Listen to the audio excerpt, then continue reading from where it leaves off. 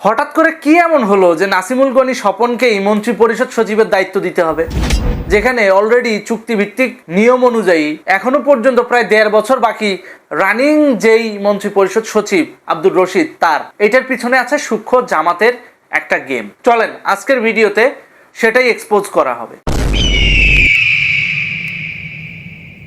জামাত খুব ভালো করেই জানে যে ভবিষ্যতে তাদের কপালে শনি আছে, এই জন্য তারেক জিয়ার অফার মেনে নিয়ে সে কিন্তু রেসপন্সিবল বিরোধী দলের ভূমিকায় থেকে কিছু গুটিবাজি করে যাচ্ছে। বাংলাদেশের এমন এমন গুরুত্বপূর্ণ পর্যায়গুলোতে তাদের নিজেদের লোকগুলোকে বসানো হচ্ছে যে লোকগুলো ভবিষ্যতে আওয়ামী লীগ নিধনে বিএনপির ব্যানারে কাজ করবে। ব্যাপারটা কি শুনতে অবাক লাগছে?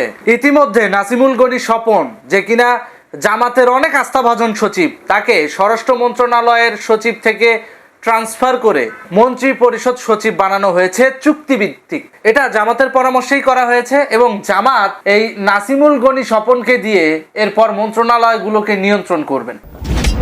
সরকারে তারেক জিয়া ঠিকই থাকবে, কিন্তু ব্যাকগ্রাউন্ডে জামাত খেলবে। আপনারা কি ভেবেছিলেন তারেক জিয়া আসছে মানে যে গণতান্ত্রিক ধারা এইটার অজুহাত দিয়ে আপনারা আবার রাজনীতিতে ফিরবেন আর জামাত বসে বসে আটি চুষবে?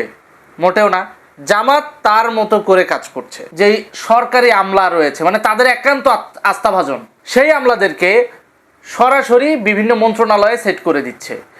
মন্ত্রী পরিষদ সচিবের পদমর্যাদাকে ব্যবহার করে তো যে কোনো মন্ত্রণালয়কেই ডমিনেট করা সম্ভব। এজন্য মন্ত্রী পরিষদ সচিব তাদের মনোনীত লোকই তারা বসাইছে।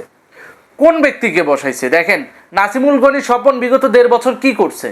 আওয়ামী লীগ, যুবলীগ, ছাত্রলীগের ভাই ব্রাদারদেরকে হত্যা, নির্যাতন মামলা, মিথ্যা মামলা দিয়ে ভেতরে ঢুকানোর যেই সরকারি লিগ্যালাইজেশনটা, সেটা সে করছে।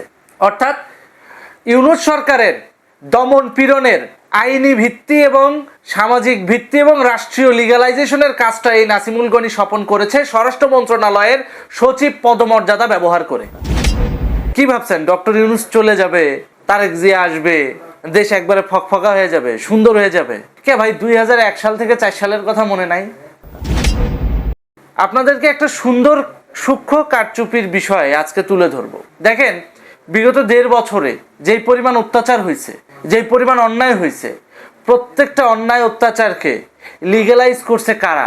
আমলারা। স্বরাষ্ট্র মন্ত্রণালয়ের সেই সিনিয়র আমলাকে এখন মন্ত্রী পরিষদ সচিব হিসেবে নিয়োগ দেওয়া হয়েছে। যখন বাংলাদেশে কন্টিনিউয়াসলি আওয়ামী লীগ, যুবলীগ, ছাত্রলীগের ভাই ব্রাদারদেরকে বাসা থেকে বিনা কারণে তুলে নিয়ে এসে মিথ্যে মামলায় জেলখানায় পোড়া শুরু করেছিল পুলিশ প্রশাসন, ঠিক ওই সময় ইনি এটাকে আইনত বৈধতা দিয়েছেন। যখন বাংলাদেশে গুপ্ত গণহত্যা, গুপ্ত হত্যা এবং আনাচে কানাচে লাশ পাওয়া যেত, এই তো ইলেকশনের কয়েক মাস আগে, ঠিক তখন তিনি ওপেনলি বলছেন একটা জায়গায় খুন হইতেই পারে। আমি তো খুব খারাপ দেখছি তা তো না, খুন তো একটা জায়গায় হইতেই পারে। চুরি ডাকাতি যদি না থাকে তা এত বড় পুলিশ বানিয়ে রয়েছে কি জন্য? এটা নিয়ে এত চিন্তার কি আছে? দেশে আইন শৃঙ্খলা পরিস্থিতি ভেঙে পড়েছে, তাতে তার কিচ্ছু যায় আসে না। দেশে আইন শৃঙ্খলা পরিস্থিতি ভেঙে পড়েছে, যেখানে সেখানে লাশ পাওয়া যাচ্ছে, যেখানে সেখানে খুন হচ্ছে, ছিনতাই হচ্ছে, তিনি বলছেন হতেই পারে। তার মানে কি এটাকে কি লিগ্যালাইজ করা হচ্ছে না?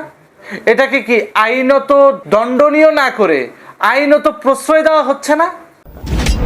সাধারণ নিরীহ মানুষকে গ্রেপ্তার করে মিথ্যা মামলা দিয়ে তাদেরকে ভুক্তভোগী বানায়া সন্ত্রাসী, চাঁদাবাজি এগুলা চলমান রাখার জন্য সব খারাপ লোকগুলারে জেলের বাইরে এনে খুল্লাম ছেড়ে দেওয়া হয়েছে। এগুলো কি আইনত প্রশ্রয় দেওয়া নয় অন্যায়কে? স্বরাষ্ট্র মন্ত্রণালয়ের মতো একটা মন্ত্রণালয়ের সচিব পদমর্যাদাকে ব্যবহার করে প্রতিনিয়ত পুলিশ প্রশাসনকে মিসগাইড করেছেন। এখন তিনি মন্ত্রী পরিষদ সচিবে গিয়েছেন কি মিসগাইড করার জন্য? জামাতের প্রেসক্রিপশনে অন্তর্বর্তী সরকারকে বিতর্কিত করার পেছনে এই নাসিমুল গনি স্বপনের অনেক অবদান রয়েছে। আর সেই নাসিমুল গনি স্বপন এখন মন্ত্রী পরিষদ সচিব। বাহ, সুন্দর। ওই নতুন বোতলে পুরান মদ। তাহলে এই মদ খায়া যখন আবার টাল হবেন, তখন তো আবার বদনাম করবেন যে না, বিএনপি সরকারও তো ভালো কিছু করতেছে না। দিন শেষে কি দাঁড়ালো? অদক্ষতা, অসচেতনতার বলি আমরা আবারও হতে যাচ্ছি। আপনার মনে হয় তারেক জিয়া শেখ হাসিনার মতো দক্ষ দেশ চালাতে পারবে? কই আগরতলা আর কই খাটের তলা। কিন্তু এই নাসিমুল গনি স্বপনের মতো আমলারা ঠিকই এই গ্যাপটার ফায়দা তুলে নিবে, ঠিকই এই গ্যাপের ফায়দা তুলবে।